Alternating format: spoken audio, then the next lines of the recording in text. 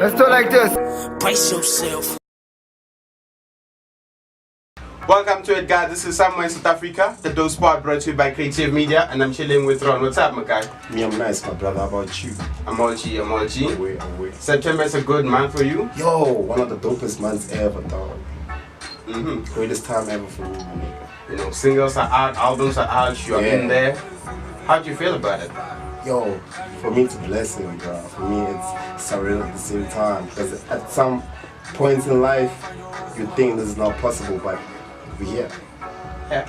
And then, I mean, like, just yesterday, eMtee's album just dropped, and you're there with the lead single. And then, that other week, Rouge album dropped, you were there with the lead single. And how's this whole experience, this whole 2 weeks for you? Like, okay, this week your attention is needed this side because of this album, and then this week you're here.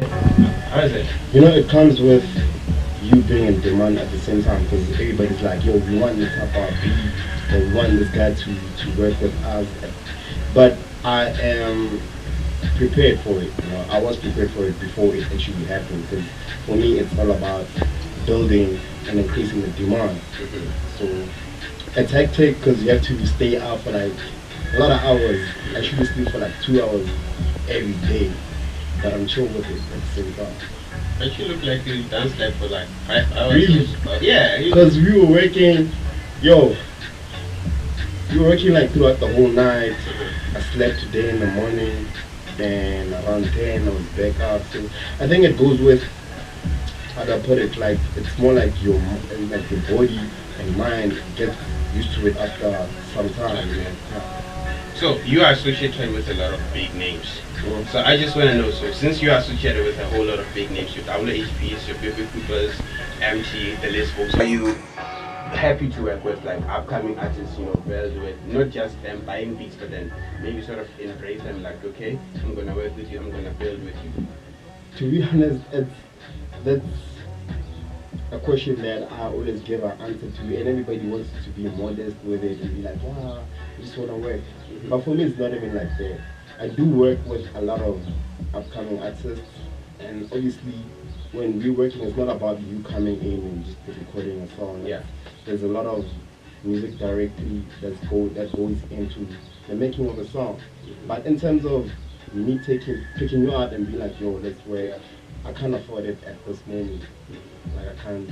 If you're paying for the beats, then it's cool. But then if you're not, it's difficult for me because at the same time I'm paying rent, I'm staying alone. You know what I mean? Okay. Alright, let's talk about that. About sales of beats. I get the fact that as a producer, say maybe you sell a beat for, say your beat is 5,000. That's a sale, it's done. So is it just that, like, say maybe I come through and I'm like, I want a bit and then it's done? Or do you have something that helps you, since you sold a bit to a particular person, it continuously generates income for you? Okay, there's something called production fee. Yes. Right? So production fee, how it works is, doesn't mean that you're really buying a beat, you're just buying rights to use a beat. Because when it's solely the beat, I'm owning 100% of it. So what happens is, your 5K that you're paying, or 15K or whatever amount that you're paying, it's you buying your way into using my beat. Meaning that, depending on how we talk and stuff, but I always keep it at 50%. I don't want to cut myself off from what you call royalties or intellectual property. So what happens is, when you buy a beat, through Sembro and stuff, and publishing, we're gonna own the song together. Yes. Meaning that when it makes money through TV, radio, or whatever commercial stuff, we both gonna benefit from it. Alright, so that's actually a nice one, because I wonder, like, it's a bit just gonna be sold for like whatever amount and then it's over for you. Like, how do you continue? The thing about it is, there's people who actually sell out their own copyright. So me, I'm not about that. Like, I think a person in my caliber should be charging like 100K or whatever for a beat, but at the same time, that could also mean that I'm not gonna get anything after a song has been sold. Because what happens is, if an artist or DJ is paying a lot of money, they wanna buy you out. So I don't wanna. Nah. Alright, you were actually announcing that you're gonna drop a single. good life with P.O. What's that? What's the whole that push? I don't see you pushing that anymore. Yeah, the thing about it is, I was trying to give people a different type of Ron Epidemic because I have a lot of hits. So when I thought about creating like the EP and the sound for it, I was like, let me create something more authentic, more emotional. But sharp, and then we did the song, and I had Black Sugar on it, Yeah. Kanye on it, and P.O.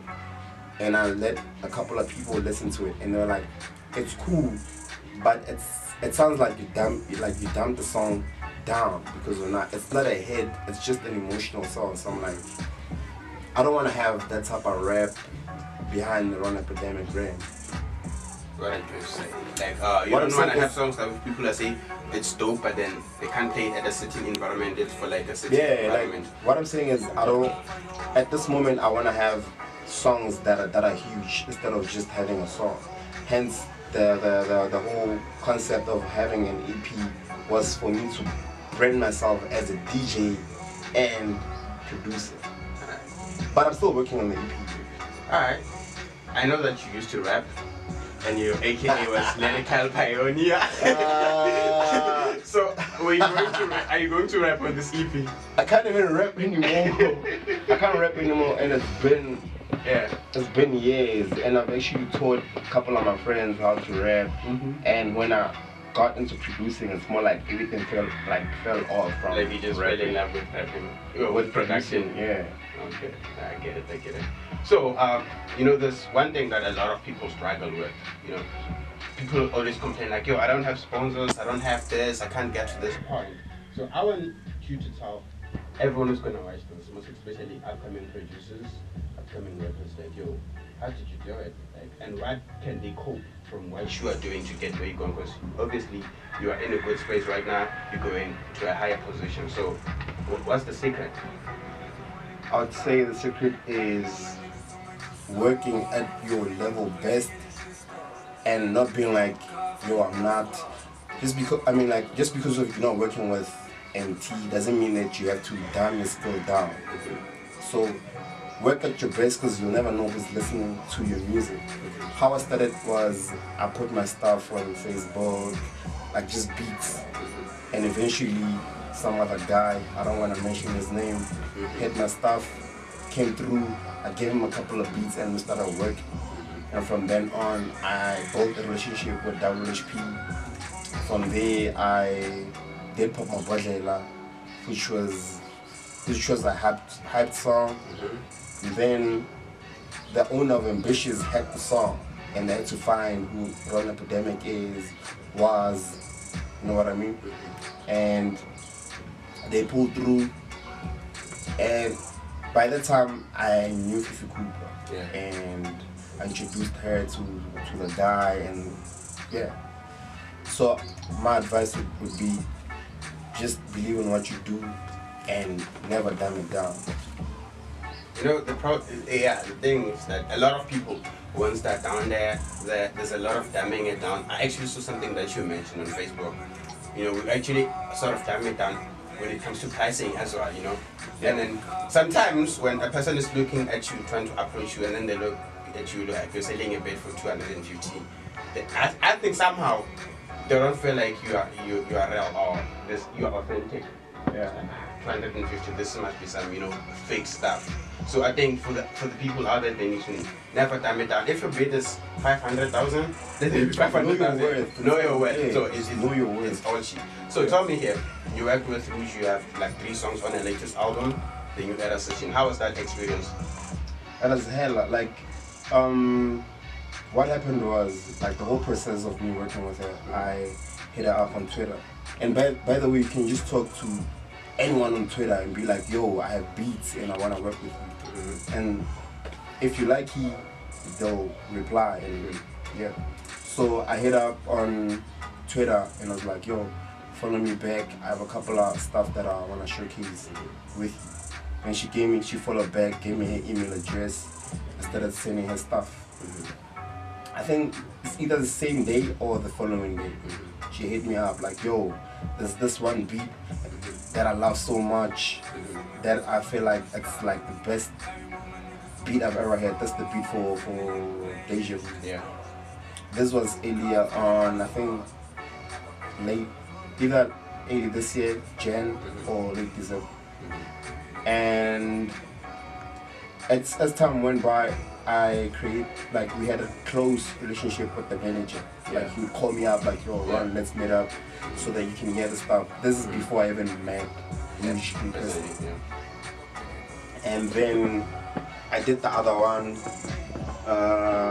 No Pressure. Yes. And then after some time I was called in, like, yes. yo, Ron, we're shooting this movie, whatnot, and Rouge would love to meet you, and she's a big fan of your work and stuff like that. And then it's been like that, and we actually have a tight relationship right now. Yeah. Okay.